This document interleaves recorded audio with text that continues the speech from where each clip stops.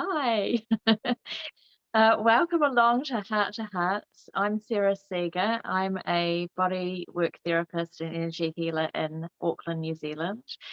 Today we have come together to talk about past lives and dimensional lives, just other aspects of our awareness that people are starting to experience on a greater level, I think. I'm joined tonight by two fabulous healers in their own rights. I've got Roz Buckton and Mel Merrin, who are both joining me now. So I'm going to hand over and ask Mel to introduce herself to you.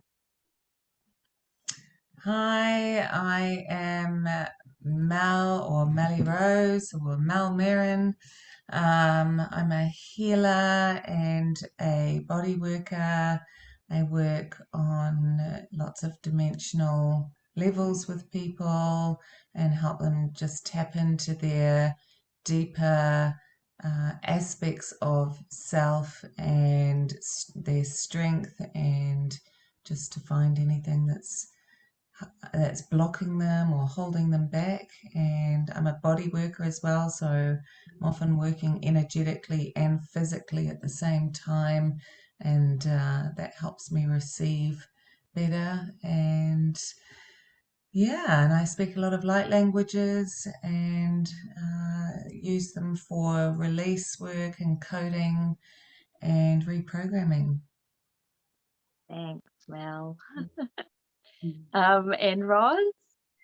And hi, I'm Roz, and I am based in the Bay of Plenty in New Zealand, and I also do body work, and I do online therapy where I work with people to release root cause traumas and suppressed emotions, and those can be from this lifetime, intergenerational DNA that's been handed down through family, and also through past life traumas and suppressed emotions. So we work on a timeline, and I work with people across New Zealand and Australia online doing those therapies. So it's about raising vibration. Yeah. Thank you. Well, I'm really lucky because I've had experience, of course, of your treatments, Roz, and Mel's as well. I call Mel the galactivator because she seems to bring everybody into their galactic spaces where they can start to realize a bit more of who they really are. And the discussion tonight, I thought that past lives and dimensional lives was a good topic because as things seem to be really speeding up into this new shift, a new paradigm, people are really quite quickly coming to the realization that there's a lot more going on than they're just 3D 9 to 5 going to work, coming home and doing all their business reality. So yeah, so it seems like a good timely thing to talk about.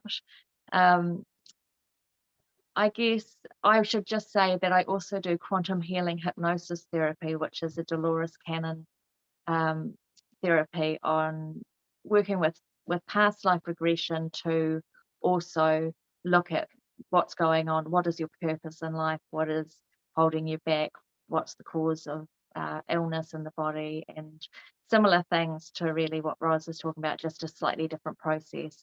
So I think we all work really in quite similar ways, but using just different modalities to get there. And yeah, and there's just so many paths to get to where we're going. I think that it's good to know there's lots of different ways to do it, and there's not necessarily a right or a wrong way.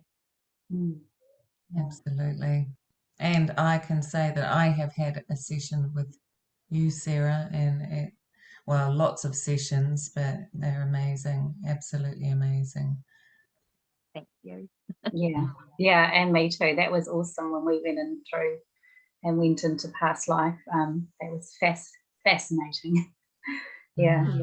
And I think probably like me, maybe like for many who traditionally may have been closed off to this way of thinking, it was almost self-doubt when you end up in those events and you start seeing and once you start experiencing emotion coming into your body, and feeling like you've been here before. It's can be quite surreal, but beautiful.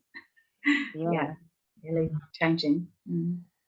Yeah, I think might be helpful if people know how we came to discovering these parts of ourselves and ways of doing this work. So, Mel, can you tell us, how did you kind of discover all of these aspects? Yeah, that's really interesting. I started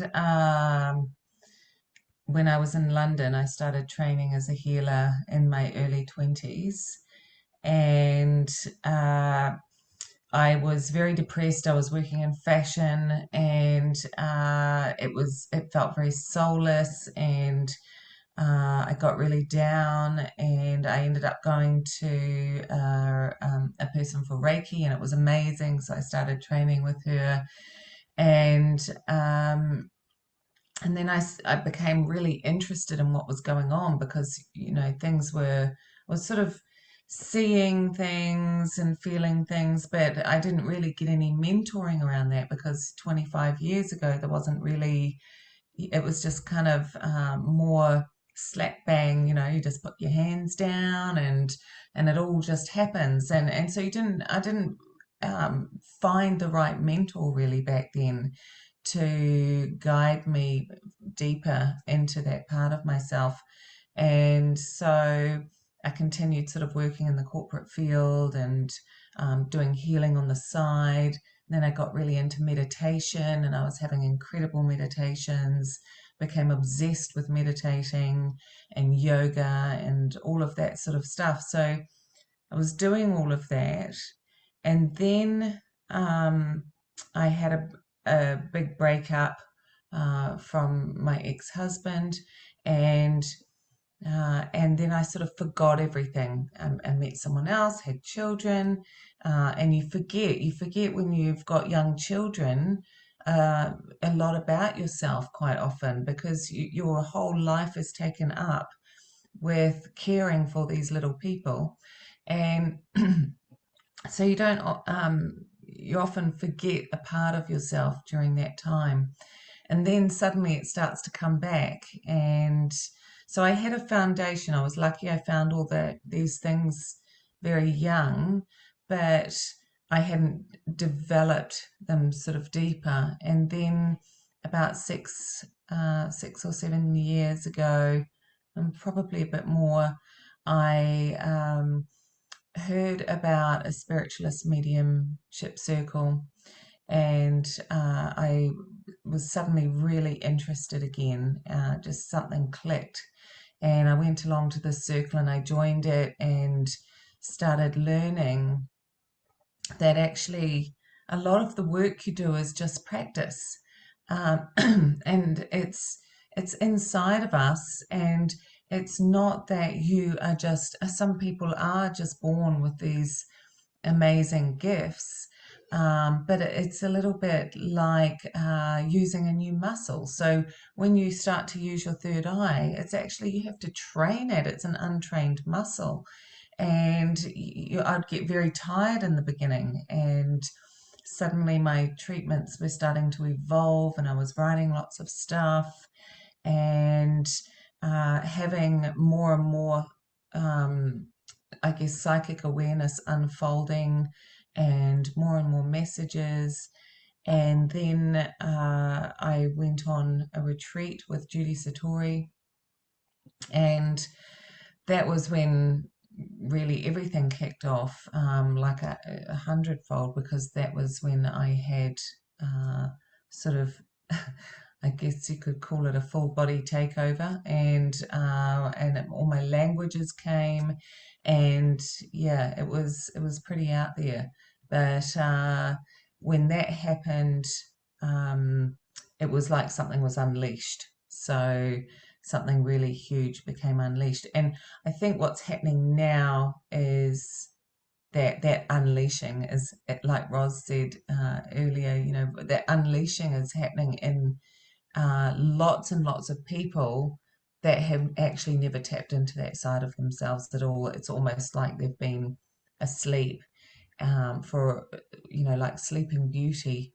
and then, you know, the magic button has been touched, and then they're just literally sort of exploding, because the energy on the planet can hold something really different now that it couldn't even 10 years ago, let alone 15 or 20. The energy on the planet now can hold these really big unfoldings, and all this magical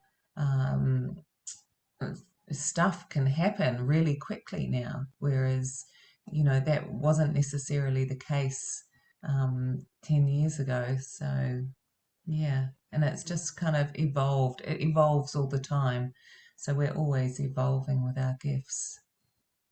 Yeah, absolutely. It's so fascinating, isn't it? Seeing people just waking up really fast, and especially, you know, some of us who've been working away, squirreling away, trying to get from one spot to a Yeah. next, and really, you know, maybe a bit impatient, wanting to get everything to come at once. And then when something does come through, you're like, whoa, I see why you couldn't come through all at once, and you know, all earlier, because it wasn't the right time. So divine timing is really important. I think that's one thing I'm really handing over at the moment, is any kind of attachment to when things happen, because, you know, it's happening all the time, and I understand that I couldn't possibly manage if everything was to come through. And of course, uh, I saw what happened for you, Mel, when you came back from that retreat with Judy Satori, and I saw what a huge awakening and kind of evolution was happening for you, and it was overwhelming. And when I saw that happening to you, I was like, oh, I need that to be way more gentle for me. I just Yeah. don't think I could have done it quite so fast.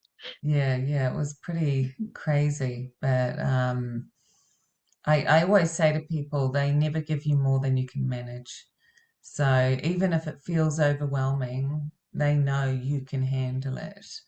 And so whenever people are feeling a bit overwhelmed, you know, I just tell them, you know, they can tell the energies to step down. They can say, you know, just hold off a little bit, but they don't give you more than you can manage. And so in the end, you just embrace it, Yeah, surrender.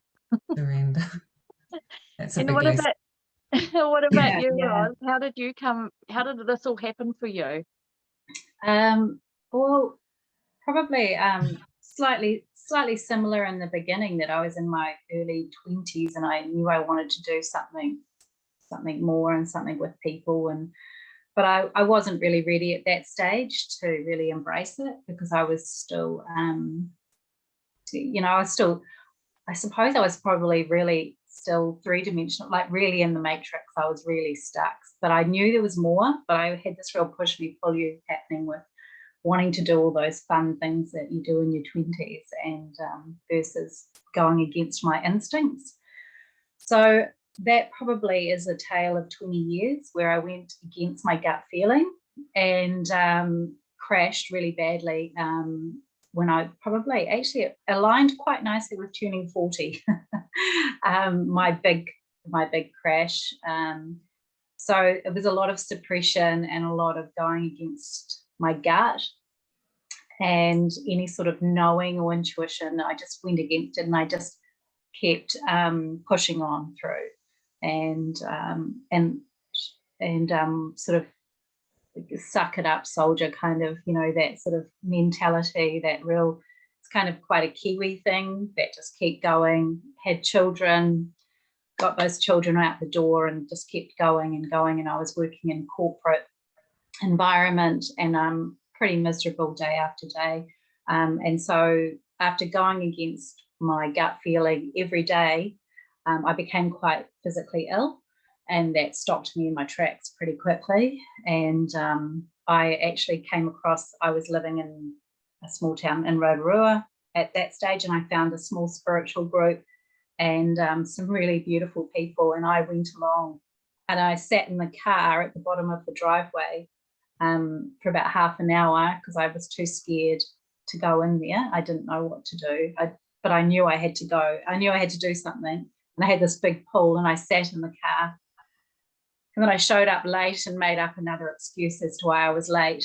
And anyway, and then I proceeded to cry for the whole day while everyone was, and they kept throwing me on the bed for healings and things. And so that was me just going, I need to do something. And I knew I needed to step in and be and do something different with my life, but I wasn't quite ready to let go of that safe, what I thought was safe, but looking back now was not the safe way of being.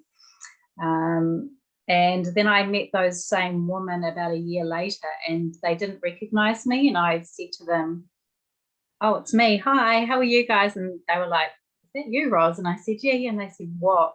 And they said to me that day that I walked in that I was literally grey, that my whole demeanor was grey, everything about me. And they said it was almost like I was this, and they said that no one wanted to sit next to me on the couch. And I said, well, that's a bit mean. But they said that was just so icky what was coming off me, because it was so much that I'd held on to. So that was really the start of me going, I've got to really do something different. And then I started to do a lot of work on myself. So I had this group, which was really lovely. But I was quite a loner through the process. Yeah, just trying to figure out who I was and what was I doing. And also I had this innate want to support and work with other people. So I knew that was where I was going to head. So yeah, and so through the journey, I've just done a lot of self-exploration, just really a lot of time by myself. And just getting rid of that need to be anything, and letting go of all those expectations and trusting. And yeah, so it's been interesting. So that was 5, maybe 6 years ago that I kind of started stepping into this, and then I totally stepped away about 3 years ago into just totally working in this space. And really not, I wouldn't even say so much working, but just being, hey, like, and it was kind of like everything I do. I like to surround myself with, with being and doing. So when all of this stuff came up within the world in 2020, I just went with my knowing, and I've stuck with my knowing all along, that I know that something really big and beautiful is coming to the earth for all of us. What is that? I don't know, but I know that that's my deep knowing, and I just want to help raise the vibration of everyone around me, because I want us to start all reconnecting again. So that's what really drives me to do what I do. And I kind of I know I suppressed myself for so long and made myself so physically and emotionally sick, that I want to be able to help other people realize their potential. And so that's a bit of a story about me. Well, I'm just going to share a little bit about my journey, because it's been probably similar again. I had my first child when I was 24, and there's something about having a baby that really brings things through, because it's magic. It's just magic what you're doing. And as I was carrying him, I had to engage the services of a midwife, and I hadn't known what I was going to do with my life. But in that process, I realized that I wanted to be a midwife. So I signed up and started studying when he was about 18 months old. And it's a funny world, because midwifery is, they call it, the art and science of midwifery, and it really is both. But somehow, in the years, I started practicing in 2005 and I stopped in 2020. And in that time, although I was always increasingly kind of convinced that there was just more to all of this, I was working in a space that just seemed to be clamping down and controlling every aspect. And so it became really bizarre to me that I walked into midwifery, because I really felt like this was an opportunity in that space of having a baby that women were going through this amazing spiritual experience, and doing something that they could never have believed they could do. And I wanted so much to be a part of that and to support that. But increasingly, I was seeing that the system in which, the healthcare provision is made just actually just separates us more and more from who we truly are, and from our belief in our spirituality, and you know and anything associated with God. And and I think I was really lucky, because as the healthcare system seemed to kind of contract more and more and more, I was having more and more experiences of pure magic. And I went into massage therapy, and then Bowen therapy, and then that was really the step that took me away from midwifery. But in the process, I was doing a lot of body work within my midwifery scope. Um, and I actually, in the last few years of doing midwifery, I'd already met Mel by this stage, and Mel was a really big catalyst in my journey, and she's been an incredible teacher and mentor for me. Um, and I'd say that Mel does that by just being. She is a teacher because of who she is and how she operates in the world. And yeah, so I was lucky. I got to have that alongside of still doing some midwifery. And I want to tell the story about this birth that I was at, because birth is one of those moments where you're really straddling, dimensionally, there's just so much going on, but you can't be aware of that really in the moment, because for me, my job, I had a certain role to play, and I needed to fulfill those duties. So it was, it can quite easily stop you from enjoying the experience. But I got to go as a second midwife. So I got to be there as a support for the midwife and the mother and father. And they were having a water birth where I was working. And I'd never met this midwife before. And she was there's, the interface sometimes between an independent midwife coming into a district health board unit.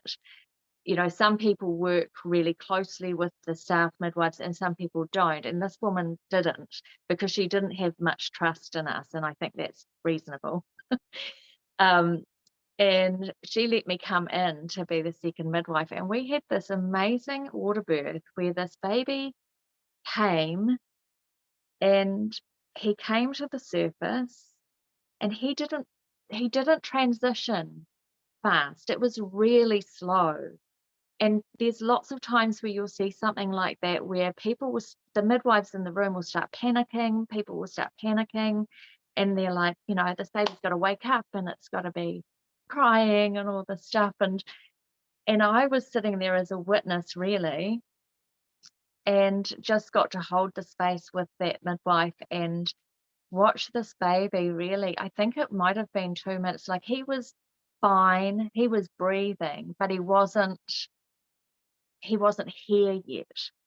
And I just had this real sense, because it was long, and I guess there was no distraction by anyone fluffing about and getting worried. There was no fear in that room. And so I got to really sit and watch just the magic of this. It's like the spirit really centering and coming through and arriving. And it was just magic. Like, can't put it into words. It was so incredible. It was probably one of the last births that I attended. And I really look back now and think, gosh, that's one of those moments where there is so much more happening. And it's not just about what you're seeing in the 3D. You're really seeing life arrive. I just don't know how to put it, arrive. Yeah, so that just today, it's just really kind of come through me that was a story I wanted to share, because there's something about having that incredible support knowing that you're totally safe, and knowing that that woman is totally safe, and watching something, it's like watching a, a fern frond just unfurl, and everything just taking its own course. So yeah, so anyway, it's a little bit off topic, I suppose, but I think that it feeds into this awareness that there is just more between here and not here, because we are in so many places. So yeah, for me it's been, an interesting experience. I got to spend a lot of time sitting as a kind of grounder for you, Mel, when you started to channel. And that again was like we were experiencing these dimensions with these energies coming through, giving us this beautiful information, sometimes challenging, but often just incredible. And and it was actually through the process of doing that I started to develop my own gifts. I got my language, I got my, I got I I learned how to channel. And that was, like you said, it was practice. We practiced. We did that every week, and we did it for years. Yeah. And in that, I think the reason I went into quantum hypnosis, hypnosis therapy from Dolores Cannon, was that we were sitting there. That was when we'd been joined by the other two.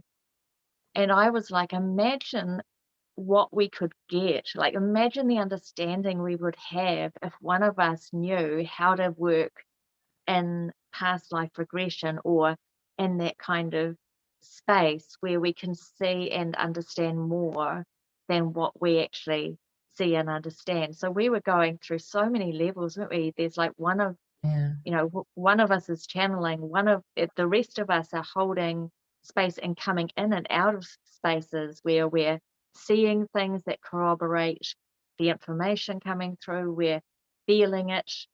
And then when I went into the training for QHHT, then going in a different way, and that was so exciting to be able to do that with you, and to see it again from a different angle, and going in, with you, there was that dimensional life where we got to see you do this completely crazy different adventure.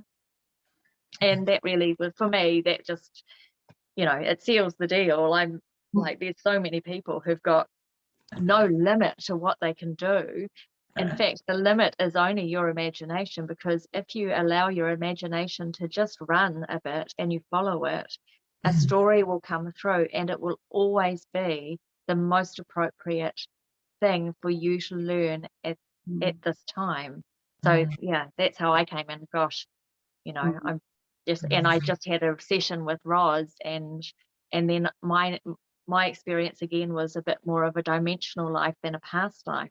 But all of those experiences are there and available for us to learn more. And that's what I think is so valuable in this work. Yeah, and I think because we're working with people with themselves, we are not putting our thoughts, it's not us telling people how to feel. They are having the most optimal experience that is right for them and their higher self and their soul or spirit, whatever you want to call it.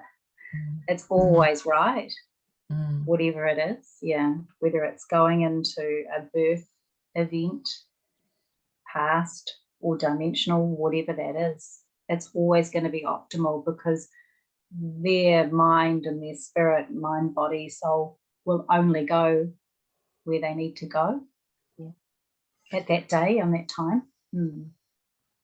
Yeah, it's interesting when you were talking about the birth, Sarah. It reminded me of a session I had with a girl that I met very randomly, not randomly, at a market, and she literally touched my hand as I was walking past, and she said, "What do you do?" And I had stopped to look at her stall for a moment, and then I'd started to walk on, and I said, "I'm a healer." And she just literally just burst into tears, and she it was like we recognized each other. It was really amazing. And then she came for a session. She was pregnant, and she lay down on the table. And as I was working on her, suddenly the baby came through. And what was so amazing was the baby was a brand new silver thread. So for me, I call the soul line a silver thread. And and what I was seeing was that when this baby arrives here, that's the beginning of her silver thread. And maybe I haven't, checked into the past life on other planets sort of thing, but here coming through, I just saw that she was anchoring a brand new karma-free thread into the planet. And it was so incredible. I couldn't believe what I was seeing. Like I had to sort of, check it like 3 times. But since then, I've noticed there's a lot of these babies coming through, and they're bringing this different energy because they can hold it on the planet now, whereas they couldn't hold it before. But we have had an influx of new souls in the last 100 years, so I have seen these what I call them new souls, basically. So they've only had maybe 3 lifetimes on this planet. They've come from other planets where they are so high vibrational that they don't understand meanness, anger, that they can't tap into those emotions. So often they've had a really traumatic life, and they might have been horrifically abused, but they can't access any anger. There's literally just confusion about why we do this on this planet. Like they don't realize they're from another planet, but they're so confused and they're so surprised. Like, why on earth would somebody do this? I don't understand. But they can't access the anger of, say, the souls that have been, dredged over and over and over for thousands of years here, where we've got all this anger that we need to work through. They just can't access it because they're coming from a frequency where and a planet where they don't have those emotions because they're just so high vibrational and so light. They're such light beings, and they come here literally just to anchor light. So they don't have to do anything. They don't have a mission or a goal. They literally just anchor light by being here. And so they don't understand the light they're anchoring, but they might feel really down, they might be struggling in the density, but they are still I still see this almost halo around them where they're just anchoring this incredible light into the planet. And that's all they have to do is just be. They just have to exist here for their lifetime just to anchor this amazing light. And now we're starting to see these new threads, and that's really amazing because there's real dense beings being incarnated off the planet, and we've got these new light beings anchoring into the planet, and it's just it's making everything move a lot faster. Mm.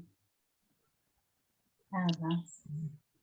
Yeah, I think that's really, I mean, the thing about the threads is something that I've heard in indigenous tribes, so original people, Mm. from what I understand of some, and I'm part Tongan, part Fijian. I'm not part Maori, but living here, of course, you learn some things.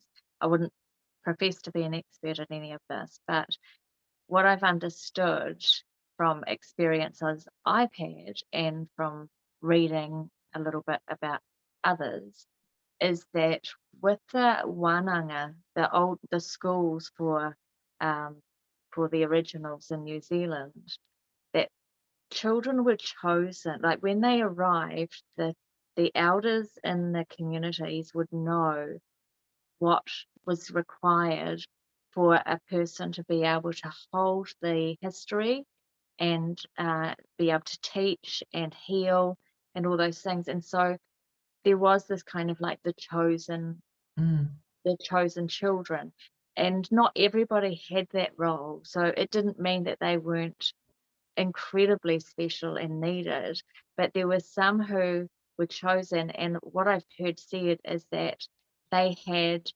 the right, they had the threads of the colors that were required in order to be able to hold and transfer this information. So I love that you've mentioned that silver thread, because I think you're right. Again, it's just there's stuff that's coming in with every soul that arrives here. And yeah, and of course it's going to be so different as we move forward. And I know that when I was learning QHHT, Dolores would talk about, I talk about it like I know her. She passed on before I even started, but you feel like you do when you're doing this. But she would talk about the waves of the souls that were coming to Earth, and how as the new waves would arrive, the access to all of our soul selves would be more and more present to us. So where somebody maybe who arrived here in 1930 maybe has a lot of past life karma. I mean, and this is not necessarily true for everyone in 1930, but that kind of thing of when you arrived here, whatever the frequency was on the planet, you were maybe coming here to work out karma, to find harmony or balance, and to evolve your soul or your soul experience in this realm, so that we could get to a point of evolving the whole planet and all of humanity. So it's a really interesting concept. And she was saying, like increasingly as she started in 1960 doing these regressions, what she found was that people in 1960 might have a regression where they went completely somnambulant, where they were basically asleep but speaking and going through a hypnosis session. And they would wake up and they wouldn't remember anything. But as time went on, and she was practicing right up until she died, I believe, that she was finding that more and more people were actually able to access things just almost by a mere suggestion. So they weren't required to get knocked out completely and access the subconscious in a way that, typically I think we've thought of hypnosis in the past as putting somebody out, and then you're having this conversation that they're not going to know anything about. Well, our ego doesn't allow that to happen, because our ego is here to protect us and wants to know what's going on. But also, increasingly, I find that people don't need to be that much out of the way to allow the information to come through. And increasingly, they're almost, once they, either before they've come or once they've had the session, able to keep accessing more and more of other lives or other information, so that they can continue to heal themselves and lift the vibration within them. And that, of course, is, like a ripple effect to everybody else. So yeah, I think that's a really incredible aspect to what's happening on the earth right now.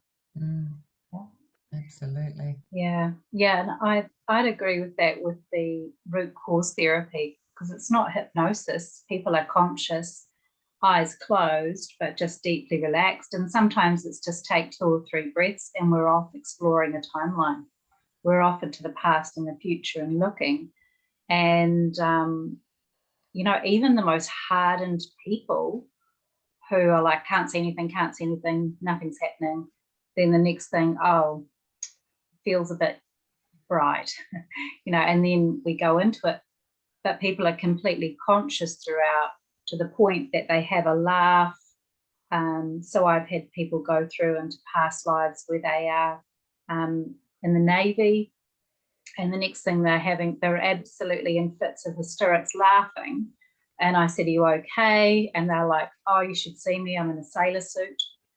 and they're laughing at at just the and then it becomes quite a little bit serious, because emotion then comes up because something serious has happened in this event, and we need to release that you've been holding on to that past trauma that you were involved in, and then let's look at it through clarity and through peace and calm, and accept it's happened, grab those learnings and journey back. But you're right, people are getting there a lot quicker than my original perception of living in our 3D world of, we live in our box, don't we? We all went to school and were taught to be good and tick the boxes and get a job and all those things.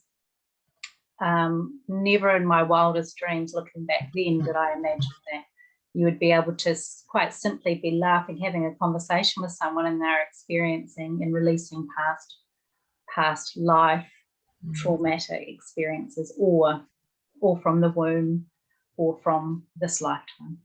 Yeah, it is. It's that's interesting that Dolores found that as well, that people are, and that probably is a reflection of what you're saying, Mel, is that we're evolving.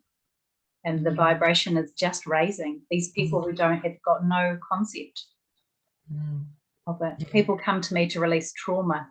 A lot of them have no spiritual connection at all, no understanding of past life, nothing. They literally have just come because they've hit rock bottom physically and emotionally and don't know what to do. So yeah, it's quite interesting. Okay. Yeah, cool. Well, we had an experience like that, didn't we, Sarah? Of the laughing? Yeah. When we did when Sarah did hypnosis on me, and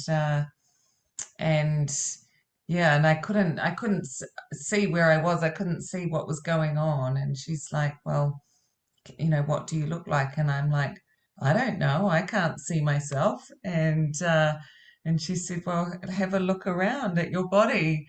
And then suddenly I saw this tail flick, and and then I saw this fur, and I was like, oh my God. And I started laughing hysterically. And I was like, I'm a cat. And I was like a feline on another planet. And I was hysterical. I could not stop laughing. It was the funniest thing I had ever seen. Yeah. But I think the felines are quite entertaining anyway. I think they've got a great sense of humor. Yeah. Totally. I have to say, I mean, my daughter had a session with me, and I won't give too much away because she'll probably be mad at me talking about her. But we had a session where she was like, I was like, what are you, where are you? And she goes, well, I'm outside. And I was like, go to your house, and, what does it look like? And she's like, well, it's the bottom of a tree. And I said, well, take me inside and show me, because here I am, I'm going by the textbook, and I'm waiting for her to take me through the front door, and we go into the kitchen, say, and I'm like, so what's inside? And she's like, a ball of wool. And I was like, okay. And then what else is there? And she's like, nothing. And then I said, and so what do you do with most of your time in the day? And she's like, lie around in the fields in the sun. Sometimes I go and catch fish for the other cats. And Really? I used to realize that she was a cat in this life that she was looking at. It was so funny. And similarly, again, this kind of this humor in this this mischievousness with it all. Oh, that's hilarious. I love that. Yeah. I wanted to ask a little bit, because I've had this idea now for a wee while. When I first started to hear about past lives, I met a lot of people who were like queens, and oh, I can't remember who she is now. Cleopatra. There was always a lot of talk about people being Cleopatra. Well, Cleopatra is always a good one. I've been Cleopatra. Yeah, milk baths. Yeah. Famous people, famous people in history that they get, so there was this kind of like, well, I'm a queen, and and then a bit of an ego trip, honestly, that some people really owned this experience. as being an affirmation of who they are, which I believe to be true. Like, we are all queens and goddesses, and all of those things are true. But I have this feeling, the more that I do this, that when we go in to look for something that's appropriate for that person, that actually we have access to all of the Akashic records for this timeline. And then we can pick and choose. Like, I see this tapestry where we can go and we can pick and choose the thread that connects to what we're looking at for right now, what's needed. And so I kind of feel like, as much as we might have an experience of a past life that is in itself a story that presents itself with an understanding of what we're going through, how do you guys feel about this? Because I feel like part of the journey is a lack of attachment to these stories. And so Absolutely. I feel like the whole thing's wide open. You can get anything from these, but it doesn't, I don't know if it serves us to hold on so tightly to being Helen of Troy, or, I agree. I really believe that, we there's this that's just ego. Ego is holding on to the fact that you are somehow more special or more great than other people, and that explains why I need diamonds, and why I'm so drawn to really expensive things, and I have great taste in this lifetime because I was a queen. And and so the lack of attachment is so important in terms of coming into who we really are, because attachment is ego, isn't it? So if you're, I was talking about this on a Q&A last night, if you are attached to praise, then you're also attached to criticism. So if someone is telling you how wonderful you are and you're getting all puffy and excited, and it's building up your ego, then you're going to fall equally as far when somebody criticizes you. And if you want to be immune to criticism, you have to be immune to praise. You can't pick and choose the things that puff your ego up but don't take it down. It doesn't work like that. And the same with that attachment to past lives and who you were in a past life. You've just got to be an observer, and you can't be attached to that, because it's an emanation of an experience that you chose to have. It didn't necessarily make you a better or worse person than anyone else.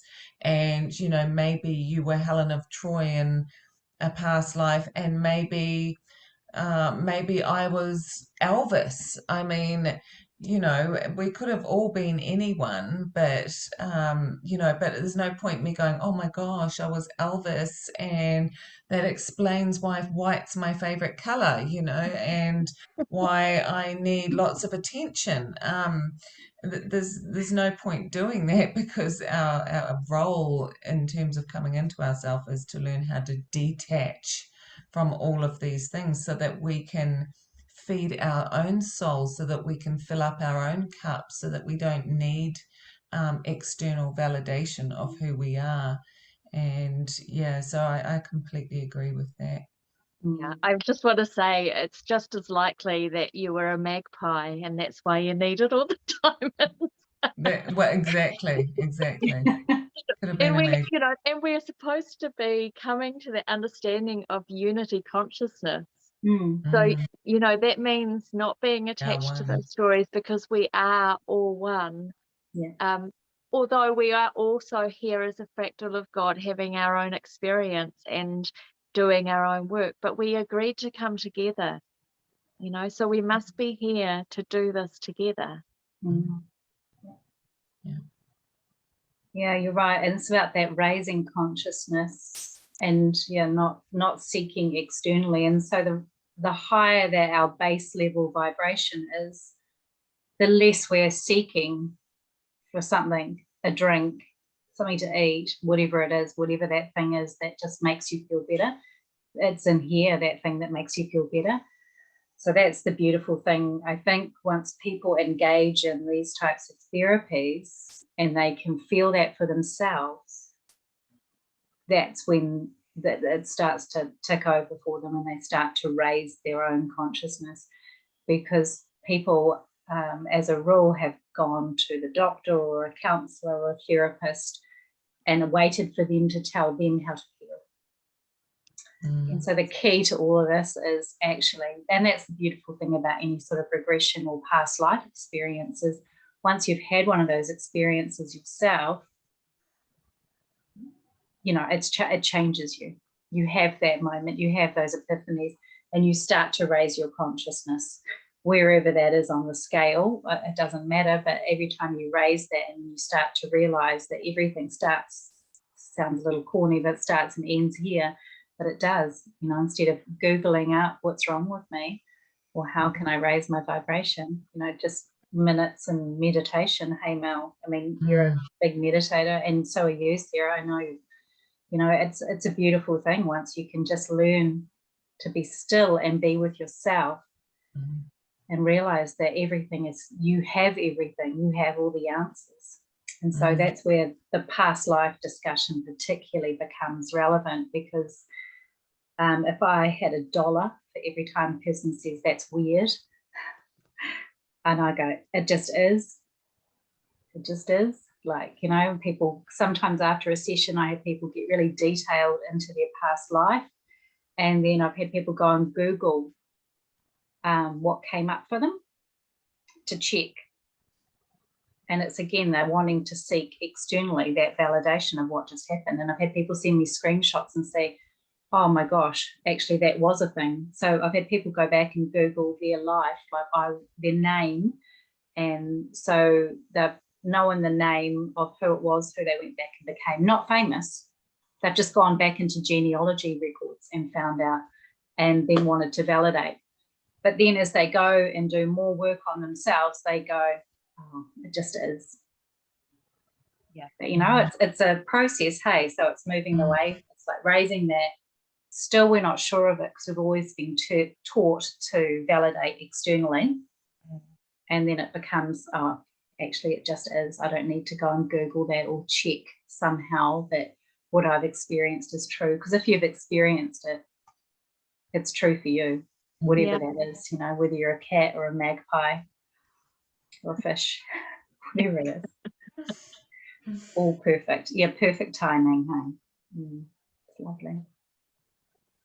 Yeah, I just think we're on the brink of something so magic and so big, and so our role as facilitators is so much about being able to come into our own space and not seek external validation, because the last thing that anybody needs when they're coming to you to get to work something out for themselves is you attaching your need onto them. So I think, as we are facilitators, we also become a role model in a sense that we can show people how to step back from it, and not be too involved in the whole thing, but still celebrate it and still love every moment, but just understanding our role is, we're not experts of anybody, we're just there to help them to figure out how they can open the door so that they can keep doing their work. Yeah, that's right. And it's that when people say, when I've asked people, how do you feel? And they say, I feel, and they don't want to say it. And I said, no, just say whatever's in your mind, just say it. And they say, oh, I feel really magical. And I'm like, well, that's amazing. Like, who now, apart from, people who are shifting into a high level of consciousness, would go, actually, I feel magical, or I am beautiful. Well, just actually, that's okay to feel good about yourself and think you are magical is great. Like, that's awesome. And then that ripple effect of sharing that with your family and your friends and other humans around you as well. That's just, that ripple effect is beautiful, because every person who feels magical just ripples that out to others without even knowing it. I mean, it's amazing stuff.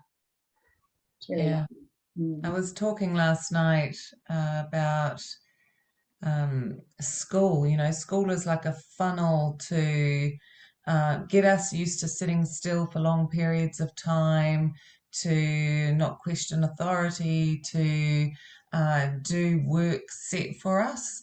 And it seems to me that it's been designed to sort of funnel us into a 9 to 5 job in corporate environments or wherever we choose to work. But that very structured 9 to 5 sort of thing where you sit down and you do allocated work all day long. I mean, you never really leave school because you just kind of carry on doing that. And then, COVID came, and the incredible thing was that it completely disrupted that structured environment. And I remember at the beginning thinking, oh gosh, when I see people, they're not going to want to leave their job because everything's so uncertain, and they're going to be afraid, to get another job. And actually it was the complete opposite. I was seeing all these people, and they were saying, oh, I've had all this time to think and relax, and it's made me realize how unhappy I am, and I can't bear to go back to that environment. So I'm going to completely retrain, or I'm looking for a job where I can work half time from home, or I'm looking for this or this or this. And they actually, for the first time ever, because many people have just been working solidly for 20 years, 30 years. This is often the first time they've ever sat down and really thought, because even if they go on a holiday, it takes them a week to relax, and then they're finally relaxing, and then they're getting anxious about going back to work, And so in this period of time when everyone was locked down, there was this stillness, and all these people who have never been still with themselves were forced to get really uncomfortable. And in that uncomfortable space, they started to notice some things about themselves. And that allowed some shifts to take place. And the stillness, sort of on a planetary level, has actually allowed a completely different energy to sort of seep into the planet. And people are harnessing that energy and having these spontaneous ascensions and spontaneous unfoldments into these multidimensional parts of themselves that they'd never even considered, let alone investigated. And all of a sudden, there's this explosion of interest in people that have never, questioned their kind of 3D existence. And they're suddenly wanting to know all this other stuff about themselves. They're starting to discover that they like movement, and that, they're having like these, they're not putting up with being treated badly anymore, and they're starting to put boundaries in place, and then noticing that some magical thing is happening when they do these things, when they start to take care of themselves and honor themselves. And it's quite amazing. And I know we were talking about it a bit earlier, Roz, all these corporate people like we were, I guess, and they're just suddenly discovering that they are multidimensional beings, that are spiritual beings, and they have access. It's not access for people who have trained for 20 years anymore. It's not access for shamans and religious leaders like it always has been in the past. It's you don't have to do all this and intense work anymore. People are just accessing it, and they're not even meditating. I mean, it's amazing. Normally I would always say to someone, you really need to meditate. That's been my absolute go-to for most people. But now I'm looking at them and I'm like, you're just kind of folding into this new space. You don't even need to meditate. You can just walk amongst the trees and you're meditating. You can have these incredible spiritual experiences all day, every day now. And it's incredible. And that's creating an acceleration, like you said, with the ripple effect. It's accelerating as we anchor more of this light and more people start to unfold and send a beacon out of new energy, new electrical impulses that just literally triggers and activates other people around them. And so it's starting to really happen fast now. It's really quite incredible to be observing it. It really is. And I mean, I have to say, I think maybe the energy of this Aries moon at the moment is really grounding in this need for freedom and this, like you said, it was like the big trick before COVID was that we were so busy. We were so busy going from one thing to the next. There was no time to think. And then suddenly we all stopped and we had time to think. And when you start to think, everything else starts to rise up there for you to actually access. And so, I feel like the plan from the dastardly people was that we would be fearful and we would cower in our homes and we would hold ourselves tight and hide under the covers until it was all over. But actually, we had clear skies, we had birds singing, everything was just so lovely. And we had all this time, and then we could access our thoughts and we could really feel what was happening within ourselves. And of course, it's like that also brought about like this for a lot of us, and not everybody. Some people have been still struggling with this, but this feeling of I just cannot stomach anymore to be told how to feel or what to think. And so that thing of where I might have once gone to see a doctor for them to tell me what was wrong with me, I would not, I mean, we all are at different places on that, but I don't need somebody else to tell me what is happening inside of me. What I need is for me to know what's happening inside of me, then to take it to somebody who can receive that and not question. I don't need somebody to be an expert on me anymore. And I feel like that has just been globally the whole thing, is all these people going, what? What do you mean I can't do that? Or what do you mean I have to believe what I saw on the telly, or whatever it is? It's suddenly this kind of great it is a great awakening of going, well, hang on, I'm the expert about me, and I will no longer let anybody tell me what it is. So yeah, so thank you, because that's exactly right. I feel like just the idea that we have space to think has just started this whole chain reaction, which is now, it's like a bullet train. Yeah, it's not stopping. Yeah, right. Absolutely. And it was so beautiful because we all stopped and everyone wasn't driving and racing from place to place. There was birds and there was ducks down our back walkway, like all this wildlife seemed to have come back around as well. And the skies were beautiful, and the moon and the stars. And I had never particularly paid attention to the moon and the stars until the last few years. And I even stood out there last night looking at the moon, and it was so beautiful. And I thought, wow, I can't remember doing this. I can't remember doing this as a child, as an adult, as a teenager. No, I was always head down because I was off, and I had to be busy because they dumb us down. We go into the schools, we're dumbed down, just do and be good. And then we're expected to just carry that on through our lives. So, I mean, it's a massive shift. The amount of people who are speaking to me now about, did you see the moon last night? This is just a conversation with all sorts of different people. did you see the moon last night? I'm thinking, yeah, it was beautiful. These are not conversations we would have had with people 2 years ago. No one was talking about the moon 2 years ago, but people are now, and it's becoming part of a normal conversation.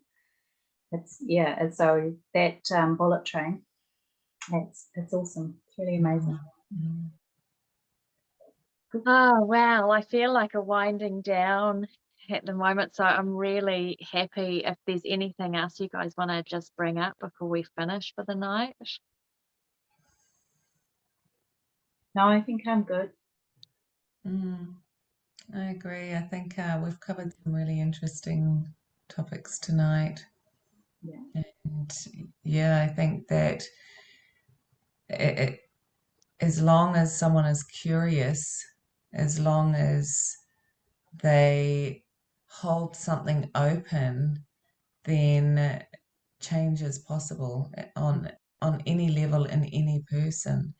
And I often say to someone, if you hear something, if you read something and you can't take it at the time, put a little curiosity box next to you and just put it in the curiosity box and say, well, I can't take that now. I can't. I mean, I had a lovely friend I was telling you about before, Sarah, who just spontaneously, totally corporate, not spiritual, and not going into that side of herself at all, and just spontaneously started speaking light languages when she came round for a coffee, and when I did a session on her, it was a bit interplanetary, and she said to me, Mel, this is big enough at the moment. I can't take the interplanetary stuff. It's just too much. It's too much. I said, okay, that's totally fine. Pop it in the curiosity box next to you and just leave it there. And we're just going to put it to one side and we'll carry on without that and just see. And then about a week later, she rang me and she said, okay, all this stuff's coming through. And I've got to admit, a lot of it seems interplanetary. She said, I'm coming round to the idea that we're not alone. And that there might be other planets and aliens out there, and she said it's just starting to sort of come through on different levels. And I was like, fantastic, we can open the curiosity box up now and pull that one out and see, throw something else out and pop that in there and just wait and see. So yeah, just you don't have to take everything all at once. You take what you can manage and then you just pop the rest in the curiosity box to one side and just give everything some time. Beautiful. Mm. Beautiful. I think that's so true. And, I think some of those curiosity boxes are just bursting open, aren't they? Like you said, it doesn't take long. Mm. And really it's about, I think it does come down to just following your heart, allowing your heart to lead you where it wants to take you and having that complete trust and knowing that everything always works out. I think there's an element of there's been this aspect to our lives of always waiting for the other shoe to drop. Or, if you're feeling really happy, you're just waiting for the thing that's going to take the happiness away because that's how it's always been. But increasingly, you know, if you open your heart up to just experience, not resisting the joy that you're having and not resisting the love that you're receiving from the people around you, then actually the possibility is there that we can always be in joy and we can always be living a life that's more interesting and more magical. And yeah, and I just feel like that comes from getting out of your head and into your heart. And, so it's just a beautiful way to exist. And increasingly, all the people around me are doing that. So it makes it a lot easier when you start to realize you're not the only one, because then the resistance just starts to ebb and flow away. So you can keep staying in that space. So yeah, anyway, that's quite a good way to end, because then I can say from my heart to your heart, good night and thank you. Thank you.